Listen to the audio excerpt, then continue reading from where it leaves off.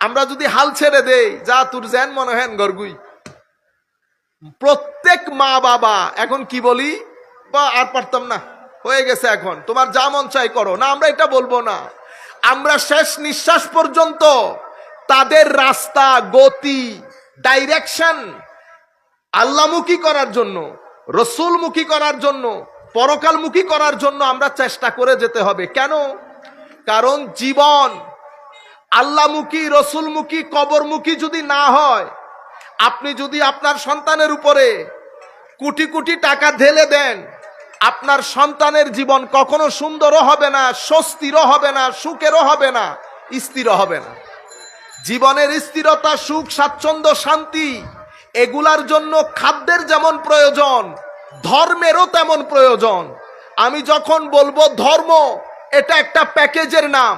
এটা তৌহিদ, রেসালত, কোরআন, সাহাবায়ে কেরাম, আলে বাইত রাসূল, আউলিয়ায়ে কেরাম, মা বাবা, বড়, সব কিছুকে ইনক্লুড করে।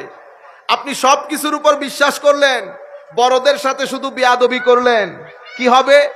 আমার নবী বলছে, যারা বড়দেরকে সম্মান করে না, ছোটদেরকে স্নেহ করে না, তারা আমার উম্মত নন। মাল্লাম ইউবাজ্জিল কাবীরানা ওয়া ইয়ারহাম সাগীরানা ফালাইসা মিন্না, আও কামা ক্বালা নবী সাল্লাল্লাহু আলাইহি ওয়াসাল্লাম।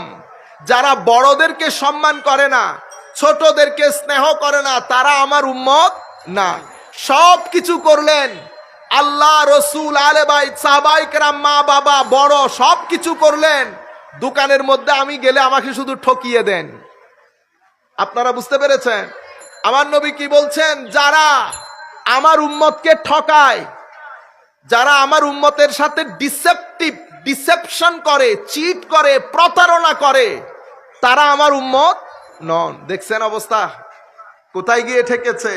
সব ঠিক আছে, কিন্তু আমি যখন আপনার কাছে পরোটা কিনতে গেলাম, আপনি সেই পরোটার তেল কিনেছেন দুনিয়ার অসম্ভব বাজে যেই তেল খাওয়ার পরে মানুষের শরীর নষ্ট হয়ে যায়, ওই তেল খাওয়ানোর পরে সোহাদায়ে কারবালার মাহফিল সেজে আপনি যদি সভাপতির চেয়ারে বসে থাকেন, কোনো লাভ নাই।